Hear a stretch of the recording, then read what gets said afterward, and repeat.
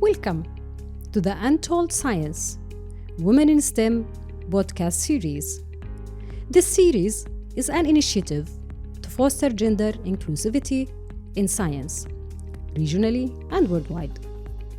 It's to bring inspiring talks and conversations with pioneering women who have significantly contributed to the world of science.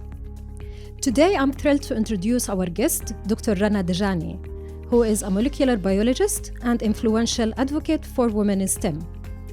As a professor at Hashemite University in Jordan, she has made significant contributions to genetics research, particularly in the study of epigenetics of trauma. Beyond her significant achievements, Rana is known for her efforts to empower women in science. She founded the initiative We Love Reading, which aims to foster a love for reading among children and empower women through community-based education. Welcome, Rana, and thank you for joining us on the Untold Science Women in STEM. Thank you very much for inviting me and for this wonderful initiative that you are embarking on. To kick off our conversation, let's talk a bit about the current situation of women in science. Although women make up almost half of the global population, women still make up less than a third of world's researchers. Can you share your perspective on the current status of women in science today? Yeah, so this is a very important issue and very timely as well. So if you look around the world globally, indeed, women do not represent in science the same percentages that they represent in the general population. Now, the reason for that, if one were to dig deeper, to try to identify the root causes, it's of course complex. It's not like a simple answer, but if we want to start to unpacking, one of them is that there is a patriarchal society that evaluates and makes assumptions and expectations on women as if they are men. So the bar for success is the man, and as women we are always compared to men. That is the fundamental problem. If we were to appreciate every human being, regardless of their differences, for who they are and as they are, we can then have equal representation within any sector, not just science, that is similar and reflective of the equal of the percentage of that gender, let's say, within the general population. Now, these are kind of general sentences. However, if I were to explain that in more detail, I would say that just as men and women are interested in science equally, and we have a distribution among the human population. It's not that men are more interested in science than women. We have an equal distribution.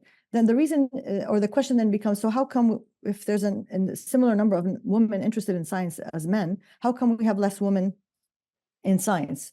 And here, what shows very clearly across the world are the structural barriers that are in place, because the structural in place within the institutions where science is conducted were made by men for men historically. And so when women started entering those spaces, they did not say stop and let's reevaluate these structures and these expectations to make them more equitable. They tried to mold themselves to fit what already was existing. And that's where the problem started, because there are differences between men and women, not in intellectual, not in perseverance, not in stamina, but by two very biological things that evolved with us as humans, that the female part of the human species is the one that has the uterus that carries the future generation, and she's the one that nurses the next generation. Those are two biological ones that have nothing to do with society or culture or ethnicity or religion or even discipline. But those were never taken as fundamental issues that should be catered to, that should be designed around, especially that those two things are the reason we survive. Without it, there are no human species. And even in the discipline of science, our whole initiative and effort in science is to create a better world for future generations. And we are not giving the right attention to producing the next generation. Yeah, but these biological differences does not mean that a woman is not able to deliver the same output like men. No, I said there are no differences in terms of intellectual, capacity, stamina, perseverance. There's no difference. I said there's only two biological differences. I have a uterus. The male part of our species doesn't. I breastfeed. The male part of our species doesn't. Although some men told me, oh, with biotechnology, we will have a uterus. I said, fine, when you have a uterus, we can discuss it. But today you still don't, and we do. And so that's a biological thing. Like I said, it has nothing to do with production or a social or cultural or anything. And that's why, to me, what has to be addressed to address that issue is that we need to design our institutions, our programs, our career paths that it centers around these two biological differences only, right? So when you calculate everything and design everything based on that, then you produce a system that is equitable, meaning men and women are treated equally, but the difference of this having a uterus and breastfeeding is taken into account not as an exception, but as a fundamental part of the design, part of humanity, part of who we are as a species. Got it. Looking at women in your field, can you name someone who inspire you and like a female scientist who overcome some challenges to become a prominent female scientist in this field, in your field, basically? Yeah, so there are many women who have inspired me and whose stories have been fascinating and important. And by the way, these are not the well-known women, because usually, especially in the past, the women whose stories have been told were those that were more similar to men. And to me, there's a problem in that, because then it celebrates being like a man, meaning maybe not married, maybe not having children, and taking those conscious decisions in order to succeed, which to me is in a way discriminatory against women, because it sends a message that you cannot be successful unless you are like a man. So actually, the real role models that have inspired me are your everyday women who don't get famous and whose stories are not told, hence your podcast, Untold Stories, are those women who have been able, in collaboration with their partners, in confidence in themselves and pride of being a woman, proud of having children, have been able to succeed to becoming scientists and professors within their field. I see many of them in Jordan. I see many of them across the Arab world, but nobody sings their praises. And that's why your podcast is important. I wrote my story, and this is why I encourage a woman to write their stories, how they succeeded, who was their support, and also at the same time talk about the men who supported them, because nobody does it alone. It's about a joint effort. Sure. It's about community effort. And all the time we only also talk about the men who suppress their wives, who don't support, but we do have men who do.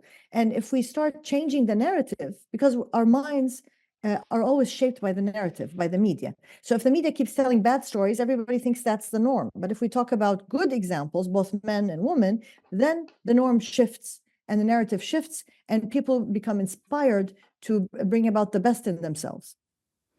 I agree with you, because I can see it myself. We don't give enough time to celebrate our achievements. Maybe from the perspective that we do a lot as a female, as a mother, as a wife, as a single, but we always look to have a complete, full story and great, successful journey that end up with a patent or something that we invent. But great progress, still we have challenges to tackle and to resolve. So we would like to explore some of these issues. In one study in 2020, they found that women's research is less likely to be funded. Yet, when it tends to be more innovative. What, in your opinion, what specific challenges have you encountered as a woman in science, and how have you overcome them?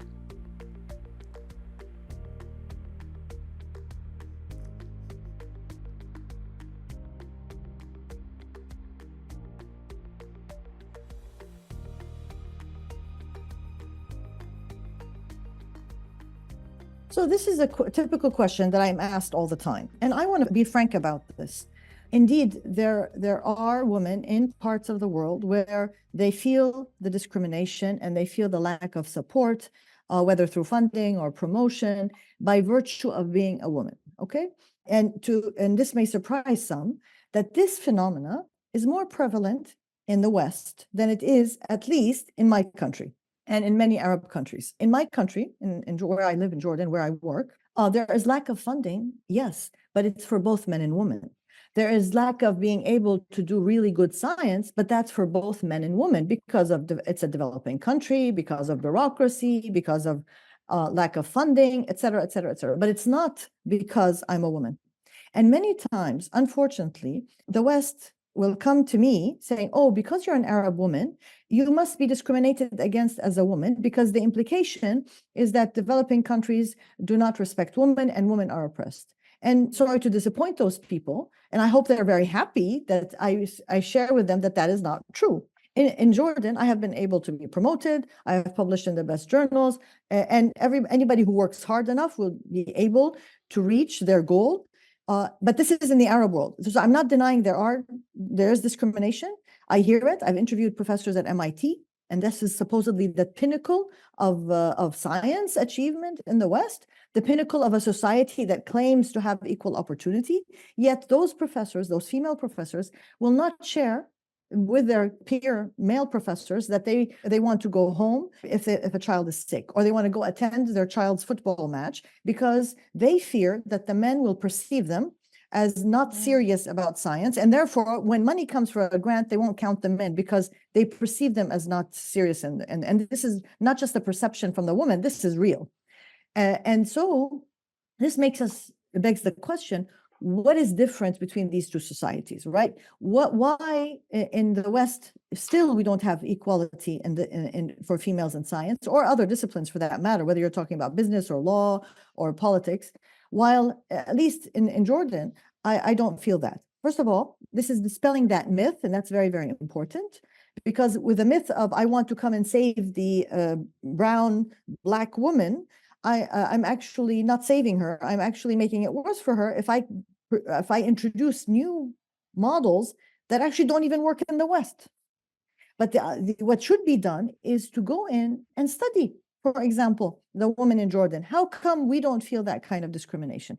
Maybe that we are doing something good. Maybe our society has some good things. Every society is complex. Every society has good things and bad things, things that can be improved and things that are great to be shared with the world. But in order to do that, we need local scientists, social scientists, anthropologists, psychologists to come and study ourselves, to produce those research and studies, so that we can share what we've learned, and together as women and humans around the world to adapt the best practices all over and go forward to make a more equitable world. And this approach is very important, because this is not just for men and women, this is for everything. This is about diversity in culture, diversity in ethnicity. Usually all science is white, male, Western. And I think science is really losing a lot by not having the diversity of more females, of not having the diversity of more cultures, more ethnicities, more perspectives, because we know you do better science when you have multiple opinions critiquing you to make sure that how you go forward is better, how you go forward is more creative. So let me give you an example, since I'm all about storytelling. If I'm pregnant in Jordan and I'm a professor, my male counterparts will respect that, will give me space, will make sure that I don't lose my opportunities. If I need to breastfeed, they respect that. Now, like I said, in the West, the male professors will ridicule their female professors, even if it's not in words, but in perceptions and expectations. But for example, I was at the UN in Vienna for a conference specifically about gender, And one of the invitees was a professor from Bulgaria. She had just had a baby, less than a year, and she wanted to breastfeed her baby. First of all, they did not give a permit for the baby to enter the building. Okay. Second, finally they got him in. Then she said, I want a place to nurse my baby. This is the UN building that claims equality for all. There was no room to nurse her baby. She had to do it in the bathroom. And so what does this say? What does this say about respecting a woman for her role, taking care of the next generation, having equality? Again, the whole building, the whole program is designed for men who don't get pregnant, don't have babies who have to nurse, because they're all in the man's life, they're with his wife somewhere at home, invisible. Yeah, and we have to encourage behaviors or at least find ways to help out. Yani, you remind me about something that happened in our last conference, the CGSB conference last year, where we had one of our female speakers, and she said, "Oh, okay, but I have my son. How can I take care of him while I'm giving the talk?" And she's an international speaker coming to here, and because we are really interested to have female speaker, and we find out possible ways that she can get her child with her and find the proper daycare that she can manage to do it. And we happily got her with the son. And also, he was part of our community during the conference. So we enjoyed having him and her at the same time. So I think organizers also have to consider the ratio if they want to get female speakers, because usually female speakers will often find reasons to say no, whether because they have to travel, whether they have to take care of someone. So they calculate things in a different way. So if we cannot create this environment to accommodate, or at least to try to accommodate, it will be hard to advocate for or promoting for female scientists. Absolutely. Why do you think there is still a significant underrepresentation of women in senior scientific role? It's because of the structural barriers in place. As I said, usually the structures have been designed to select for males only, meaning they don't have any other responsibilities except their work. All their personal life is catered for, and they do not figure into their equation of a career any children, when the essence of the human species is to produce the next generation. That's what we all work for. Governments, institutions, academia, it's all about the future of humanity, the next generation. Well, we're not even counting the next generation in how we design these programs. So because of that, the only women who actually succeed in reaching senior positions are those who are similar to men. Right? And not just in terms of biologically, meaning they usually don't get married, they don't have, if they are, they don't have children, but also in their personalities of being aggressive, because the system selects for that kind of person, that kind of personality. And if we were to redesign the system and count into consideration and economically, socially, the biological reality of both men and women and the different roles that they have to play, and reimagine a new system that takes that into consideration, then we will have more equal numbers of male and female in senior positions that is reflective of the general population. And but that also means that it's not that we will have more women, we may also have less men, because not every man fits the typical male, let's say, vision or image of success. Some men don't want to be the macho powerful. They're very happy to be teachers, to be caretakers, to have different jobs. But also society pressures men that you're not a man unless you are this, macho, powerful guy, and you're aiming always to be the CEO of something. So I think if we design this new system, it'll give women more opportunities, but it'll also give men more opportunities to be who they are. So in this thread of reasoning, how I like to look at it is that as a biologist, humans are very diverse, and we have millions of traits. Male, female is just one of them, right? There are others. And so we want to design a system that allows for people with their differences and their variations to each be able to reach their full potential, whatever it is, and find their space and place within society where each person is celebrated for what they are, because each person contributes and is important for the overall happiness, fulfillment, and well-being of a community, not just as an individual. And that's how we can take care of each other, and that's how we can not just survive, but thrive and flourish as we go into the future. Now, this kind of concept is not new. This kind of approach is actually rooted in Islamic tradition. The Islamic civilization that existed 500 years ago focused not on the individual, but on the community. How can we develop a community where everybody is taken into consideration? And we see examples of that if we look back in history. For example, the first hospital that catered to mental health was in Iraq, in Baghdad, in the Muslim civilization. When at the same time, in Europe, people who had mental health issues were discriminated against, were ostracized. When, as an Islamic civilization, we took care of them. We consider them part of society. And there are many other examples of when we adopt such an approach that is community-based, we do better as a species. And that is part of our biology, on the other hand. As a species, the reason we are surviving, by the way, is not because we're more intelligent. It's because we are social creatures. We live together in a community and take care of each other. And so there's a lot to learn from that, and lessons we can learn from epigenetics and biology to support this approach. Yes, I can see that. So these challenges can vary greatly, depending maybe on cultural and regional context. So in some region, we can see that nearly half of all researchers are women, while in others, it's much lower. How do cultural and regional differences impact women's participation in science?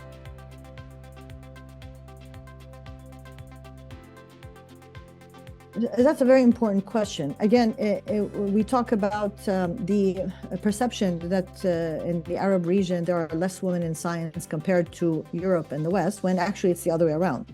There are less numbers of women in science in the West and the US compared to the Arab region.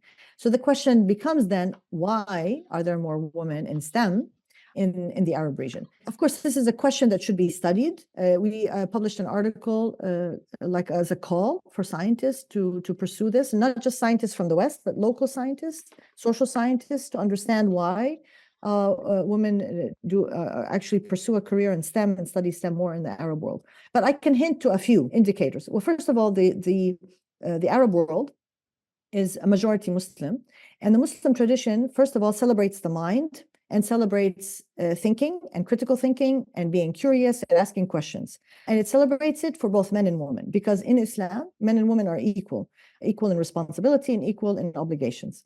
And so this celebration of the mind is for both men and women. And so as children grow up in our society, the expectation that they will use their mind, that they will ask questions and follow their curiosity is part of being a good person. So from the beginning, we have this incentive to study and pursue what we want. And science is, of course, always, it's about being curious and trying to understand the phenomena around us and trying to explain nature around us. So that's number one. Number two, because of the belief that a female has to be independent and has to take care of herself in case life does not work out for her, in Jordan at least, there's a huge emphasis to make sure that all their children, both male and female, have a good education, and both equally men and women. And they will, sell their gold, sell their positions to ensure that their children, girls as well, go to the university and have a degree. And we see it today, even in Palestine. They have the highest percentage of educated men and women in the world.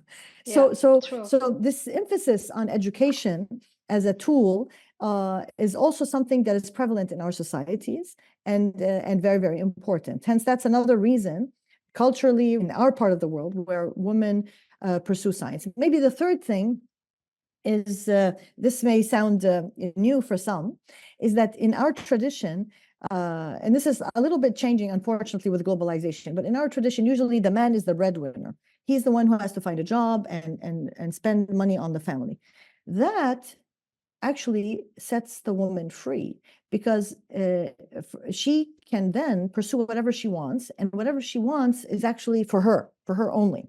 And that gives her the opportunity, more than a man, to pursue her curiosity. Because for a man, maybe he can't pursue his curiosity because he has obligations and responsibilities. While a woman, because he's spending on the home, she can now start experimenting and exploring and pursuing her intellectual capacity. So this is one reason. I'm not saying it's the core reason, but there are little things here and there that actually are the underlying reasons that we have more women in science in the Arab world compared to the West. But there should be research that's done to really verify these things and to learn more.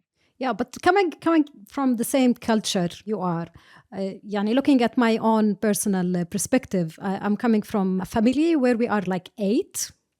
and to educate 8 of us. For my father, this was his investment. And يعني, the human resource, let's say. So education for us was always investment. And we can see the results now. Every one of us is doing something major in his life. And yeah, so we were always encouraged to pursue and learn more in our life. And maybe I'd like to actually build on what you just said. So if you look at Jordan, you find that the percentages of females who have a university degree are very high compared to the rest of the world, STEM or not STEM, but having a university education. But if you go to the labor force, the workforce, they'll tell you there are less women in the labor force compared to the other parts of the world. In STEM, no, not as much. We're better than the rest of the world, but let's say overall. But there's a reason for that. One, they don't count, and when they do these calculations of workforce, they don't count the informal labor. So there are many people who work informally. But more importantly, some women maybe choose not to work, and that's okay, right? It doesn't mean that they don't find opportunities, because that's an assumption that, if they're educated and they're not working, that means they don't have an opportunity. Yes, that may be the case for some countries. In our part of the world, usually, no, it's because she chose to take care of the children because she wants to. She loves her kids. She wants to be away with them. Why would she leave them with a stranger to take care of them if she can take care of them and she can afford to? So you may find many women who are highly educated. They have enough money to support themselves through their husbands, their families, whatever. And so they choose not to work and take care of their children and maybe enter the workforce later, when they're older, when the children are older. So this is also not studied, and it assumed that she is forced to when she's really doing it out of choice. And to me, again, back to our original goal of taking care of the next generation, why can't we design a system where, as a woman or father, a male, we want to take care of our children in the first 5 years of their lives, to be around them, be with them. Who better than us to take care of our own children than to give them to a stranger, and then go back into the workforce when the children go into school? And that way we have the best of both worlds. But that means we have to design a system that takes that into consideration from the beginning, which is very different from the existing system that is built on an old perception that women are the only ones who take care of kids. They have no ambition, and the men are the ones outside pursuing their ambition and bringing in the money. Yeah. So it's just a whole new vision that needs to be designed.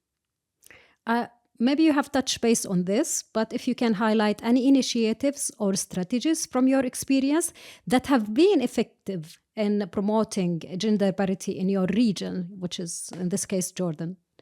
That's a good question. So the things that we have done, which can be shared across the world, in addition to the points I have alluded to before, redesigning the system, taking into consideration as you redesign the system that a woman will take time off to be pregnant, and to have an average of how many times that would be, and then to design the system accordingly, whether it's the system of promotion, the system of years of sabbatical, years of how many years you have to work, and to calculate who's going to substitute when she is taking that time off. So most importantly, that you design a system that where a woman being pregnant is not the exception, but is the rule, as we all know. So that's number one.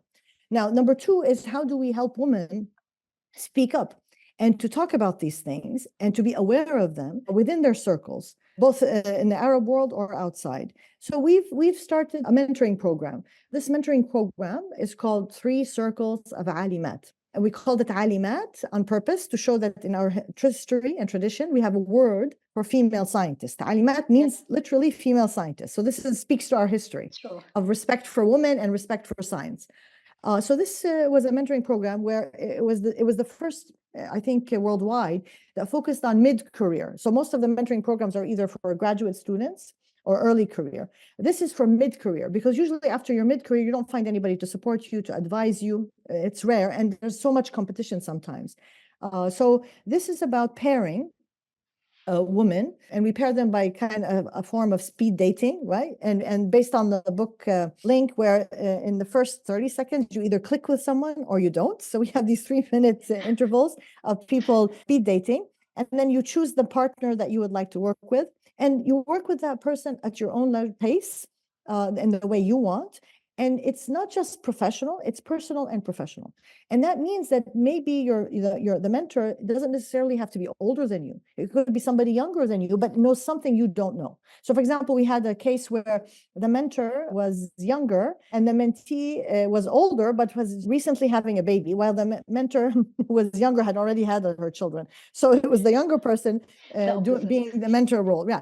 And this is important to realize age is just another factor, another trait. There are so many other things that define who we are. And so they developed this personal professional relationship where they support each other. And the expectation in this mentoring is not that I'm going to get you a grant or help you publish a paper. It's about helping you think through things. And among men, this is done informally when they stay after work and have their coffee or go out, when women usually don't do that because they want to go home and be with their kids. Not that they have to be with their kids. It's a choice. We choose to do that. And I wrote about that in Nature. And so this kind of gives an alternative of creating a space where women can, have somebody that they can talk to. And we published actually 2 papers on doing research on the success of this program and what were the lessons learned of that. And so that started in Jordan. And then we spread it to the Arab world. And then we spread it actually globally. And many organizations, the AAAS in the US, wanted to use it for minorities. In England, they wanted to use it for the business sector because they also have a problem, less women, and some even wanted to use it for men, right? So, and this is a success story of where, although they think that we are developing countries, we can come up with great ideas that work, and we can actually export them to the world. And so we have a more equitable world that way. Is this program open for everyone, or it's just by university or by region? How would people participate, female scientists? How would they be part of this program? So when I design programs, I am always thinking of sustainability. So that what we did is we created a website, and there's a toolkit now on the website that anybody can download and read and adapt it to start it in their own organization. So it all depends on champions within institutions who care about this thing. And then we give them the tools so that they could start it in their own organization anytime, anywhere. And their toolkit is in Arabic and English, and there's a policy report that goes with it to help in advocacy. And all the research that we've done to help give them more evidence on how it works and why it works. And we can share the link for others to use it. We can highlight this in the podcast.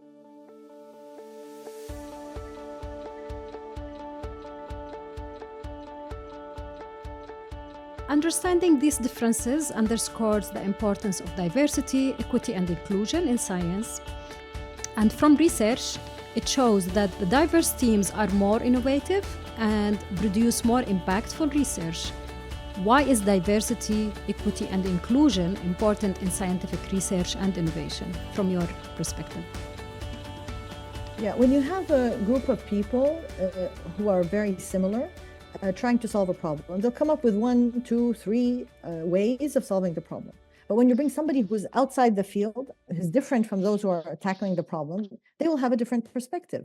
Einstein said you cannot solve the problem with the same people who created the problem. You need somebody from outside. So that's the part of the diversity. Another way of thinking about this is that everybody's different, and hence how we look at the world is different. And that's why the more diversity you have, the more people looking at this from different angles. And the famous elephant, where if you blindfold people and you give them an elephant, some will touch the tail, some will touch the eyes, the trunk, and everybody will think it's different. And so the more people you have who come and look at it from a different way, the more closer to the truth you will be in terms of truth and finding explanations for phenomena. But in terms of solutions, the more diverse, the more you're developing solutions that cater to the whole world, because you don't know what you don't know. And so how do we resolve that blind spot that we all have? Nobody doesn't have a blind spot. It's by bringing in more people who may have a different blind spot than yours, and therefore help you see your own blind spot, and you help them see their own blind spot. So to me, this is fundamental and important. And in every team I am with, I always celebrate inviting the most, let's say, different people to come, because that's my asset. Yeah, true. Do you have any personal experience that or story you would like to share on having a diverse team and it was an impactful experience? There are many examples that are very well known in design. For example, when you design when the airbag was first designed, it didn't take into consideration there's going to be a pregnant woman. For example, I mean these are very simple examples. When we were studying cardiovascular disease, it wasn't taken into consideration that the whole female hormonal let's say profile is very different, and therefore the symptoms of cardiovascular disease is going to be different. So you cannot diagnose a woman using a male as a role model because you're going to misdiagnose. And we discovered that recently and came up with a whole new set of how do you diagnose cardiovascular diseases in female. There are so many examples. Actually, there's an initiative led by a woman called Elizabeth Politica. It's called Gender, Women in Gender. And it's about what are those examples of where if woman or gender is not considered, how science is losing and not gaining and not solving for the whole world. Yeah. So we spoke about initiatives, we spoke about programs in place. How do you think we can expand the success of these programs and to support the women in science at a global scale? Yani you mentioned the program 3 Circles. So, and also you mentioned actually how we can make it a global success. Do you have a strategy for promoting this program even more? Because for me, I just knew about it from you directly.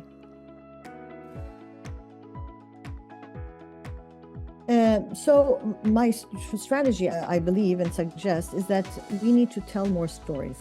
We need to have more role models of people, first of all, who look like us, who speak like us, who dress like us. That way we can inspire not just women, but men from our region. But more importantly, we can also inspire the whole world and dispel myths and stereotypes by telling these different stories.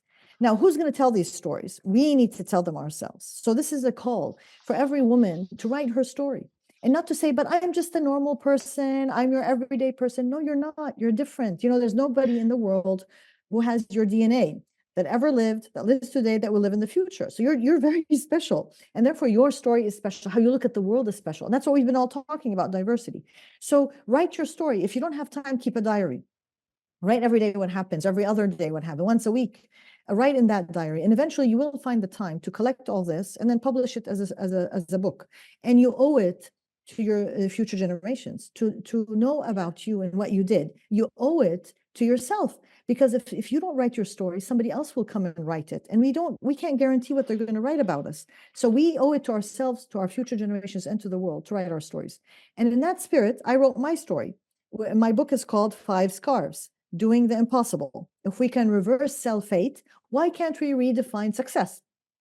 The book is in English and in Arabic. Nature wrote 2 actually reviews on it, and I gave a TED talk to go with it.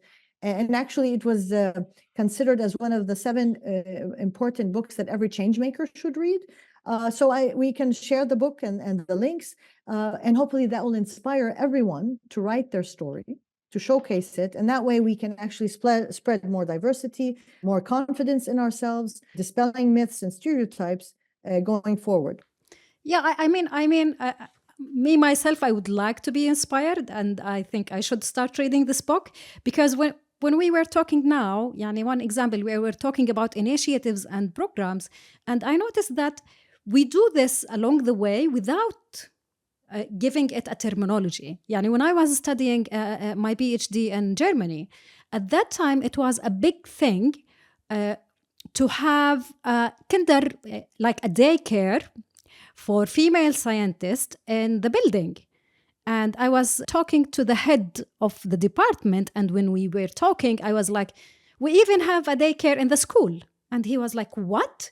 I should tell them that in the third world they do this, and we are still having discussions about it. So I think we are influencer in our pathway to reach there, but you don't you don't think about it like it's achievement. I think it's like it's normal. It's by default. I am a mother. Yeah, they should have a daycare.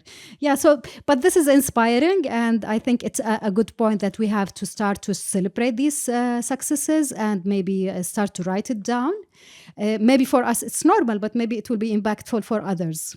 Yeah, I never thought it would be something big for them. Like, oh, you have discussion about having a daycare. How you want to promote for female scientists to come? Because honestly, we were spending 45 minutes to take my son to his daycare one way, and afternoon 45 minutes to come back. And I have to alternate my schedule with my husband, which also showed the support of my husband of pursuing my career. So we also have this kind of support system. Yeah, and that what you just said is a testimonial on how women in our culture take it for granted that we have more equity. But that's why your words are so important, because nobody talks about that. Nobody talks about how your husband was supportive. They only talk about the negative stories. They highlight only the negatives, the husbands who didn't support, which are present all over the world. And if we count, probably our husbands are much more supportive in percentage-wise than those in other parts of the world. But nobody counts it, like you said, takes it for granted. But more importantly, because we don't talk about it, people think it doesn't exist. But sometimes when you don't talk about something, it's because it does exist. And that's something to keep in mind if we look at a community and society and start evaluating, to remind ourselves that's a blind spot that we should be very aware of. So now I'll bring this conversation to a more personal level. Many women in science have inspiring personal stories. Can you tell us about what motivated you to pursue a career in science and what keeps you passionate about it? So growing up, I grew up in a family of 8 girls and 1 boy, but he was much younger. My father was a physician scientist, and my mother was a highly educated woman who took care of her, not just family, but the community. She was a social innovator. Today, that's what I would call her, although that term did not exist in the past when she was doing her things. And so with both of them, I was inspired. With my father, we would spend every evening reading scientific journals. We didn't have a TV by choice of both my parents. So we spent our time reading all the time, reading novels and stories. So we had a wild imagination. Nothing was impossible. And then reading those scientific articles and reveling and in what is science and trying to understand molecules and cells and atoms was something I grew up on. And so I wanted to be a discoverer. I wanted to go to the moon. I wanted to, go to the deepest part of the ocean. I mean, that wasn't out there. So I thought, okay, if I become a scientist, I can actually be the explorer, the pioneer within the cell and explore what's happening at the level of molecules. So I think that kind of upbringing, as well as being a Muslim, I was always reminded that you have a brain, you have a mind, you have to use it. You have to ask questions. You have to be curious. That's part of being a good Muslim, is to do all of that.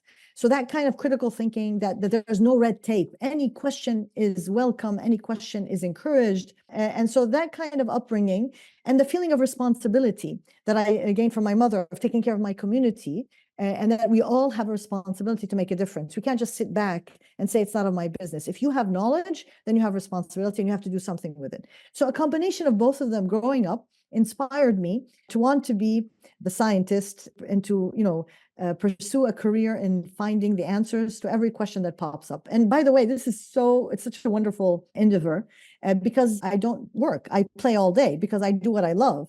And also it never ends. There's always a new question. There's always a new horizon to explore, which gives a reason and a spice for life, for next morning to wake up, because it's always going to be another exciting opportunity to learn something new, to be inspired and inspire. Thanks for sharing this experience. I would like to ask, how do you see your role in mentoring and supporting the next generation of women scientists?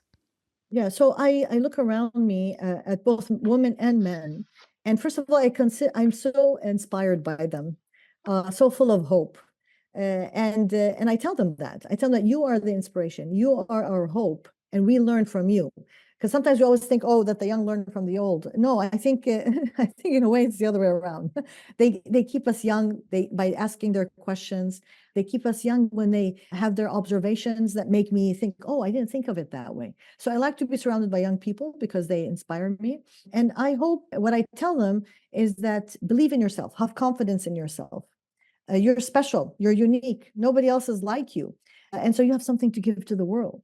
So find something that bothers you and just go and try to solve it. It doesn't mean you're going to solve it for the world. It doesn't mean you're going to change the world. But what matters is for you to start on your own within your little circle of yourself to try to make a difference. And that's how the world changes. It's, when somebody tells you you're only a drop in the ocean, you can tell them, but what is the ocean but millions of drops? So that's what I tell them, that they are the future, and not to underestimate what their capacity of change is. So it's believing in themselves, it's the confidence, it's that if they can dream it, then it's possible, that nothing is impossible. And if something is impossible, it's just you didn't want it enough, to me. And it's okay to change your mind, right? It doesn't mean you have to keep on the same path forever. You may at some point in your life think, no, I don't want to do this, I want to do something else. And that's okay. That's okay. Pick up and keep going. Life is long. And you may not succeed in one thing. Don't consider it a failure. Don't consider it as negative. Consider it an opportunity to learn and keep going. And when you make those expectations and you face them before you even start, then you don't get disappointed because you've taken a conscious decision. I'm going to be happy. I'm going to deal with this. Whatever happens, it's part of life. It's going to happen to me. Of course, that doesn't mean that you're going to feel, down sometimes. That's why you need to have around you a good support system. Find the right friends who believe in you, who support you, who don't want you to change, who accept you as you are. And that could be your friends, your partner. And it's very important to have those discussions and those dialogues and to talk about these things and not to keep them inside. And maybe I will end by saying there's a theory in physics called the chaos theory, what says when a butterfly flutters its wings, it moves the air a centimeter. As a result, there's a change in time and space beyond what you can imagine. And so that's from my tradition. There's a hadith that says, do not belittle any good deed. And so it's those small things that will make a difference. And today, when we look around us in the 21st century today, with all the, you have climate change, you have wars. Yeah. Talking about the butterfly effect, you remind me about my mother, because I think at a younger age, I was so much realistic that I tell her, no, I will not do this because it's impossible. And she tells me, Inas, everything starts with a dream. If you dream it, this is the start. It will become true. But if you stop yourself from thinking of this as a dream, you will not reach there because it's not in your pipeline. So I agree with you that you have to be surrounded by people who encourage you and give you the right message. Even if it did not click at that time, one day it will come. Absolutely. And maybe one last thing also. Yeah. We always talk about success as if it is the famous person, that you have to be famous. Everybody has to know about you. Everybody has to write about you. But sometimes success is just because you overcome your own inner barriers. That, to me, is the real success. It's not the success in the public. And so we need to redefine success and own our own version of it. And maybe nobody will know about it, but to be happy and fulfilled about that, because that is the true success. I agree with you. As we look to the future, what are your hopes for women in science? Well, my hopes for women in science, women everywhere for that matter, is that they, first of all, believe in themselves and have confidence in themselves, in their ideas, in their wild concepts, and even when they think that this doesn't make sense, and their critique, to have that confidence to speak up and say their mind, regardless of the people around them, regardless of any response that they will receive. But at the same time, to learn from their experiences, what are things they should have done? What are things they should have done better? What are things that they shouldn't have done? And to consider these all learning experiences in their journey forward. And I think if more and more women and men do that, then the world will be a better place, because we will do better science for humanity, and people will be happier and more fulfilled. And women also to reach out and have a dialogue, speak with people, share their opinions, And most importantly, start with the benefit of the doubt. Start with the benefit of the doubt. So people are good until proven otherwise. That saves you a lot of problems and saves you a lot of unhappiness as you go forward. Unless somebody's proven, not the right person, then yes, but not from the beginning, right? And always have an honest, open conversation. This is what I thought. What do you think? Because you need to build bridges of trust. That's how we can move forward. I honestly say my opinion, and I have an open ear to listen to others. And really listening, because sometimes we say we're listening when we're really not listening. So to really listen to others and always to not have an ego and to be accepting of criticism. And even if somebody is doing it positively, that's great. And even if somebody's doing it negatively, take a step back and say, wait a minute, what can I learn from this person? Right? Instead of saying this is wrong and bad, maybe I can learn something. And it all goes back to being confident in yourself and who you are. So you are open to accept criticism as well. So these are some highlights and advice and hopes for women in science. And if we practice all of that, working in teams, building bridges of trust, believing in ourselves and being confident, having conversations and listening to each other, I think not just women in science will be in a better place, but women all over the world will be in a better place. Men all over the world will be in a better place, because when women do what they like, they will be happier. And when women are happier, everyone is happy. Will be happy. I can't agree more. Thank you, Dr. Rana Dajani, for sharing your journey and insights. Actually, your contribution and perspective are truly inspiring, and the stories you shared with us today. أهلين حبيبتي. بالعكس, thank you. Thank you for this initiative. To our listeners, thank you for joining us today. Stay tuned for our next episode, where we will continue exploring these important topics with another remarkable guest. Don't forget to subscribe to our podcast and join us in the Untold Science, Women in STEM. Until next time, keep pushing the boundaries of what's possible.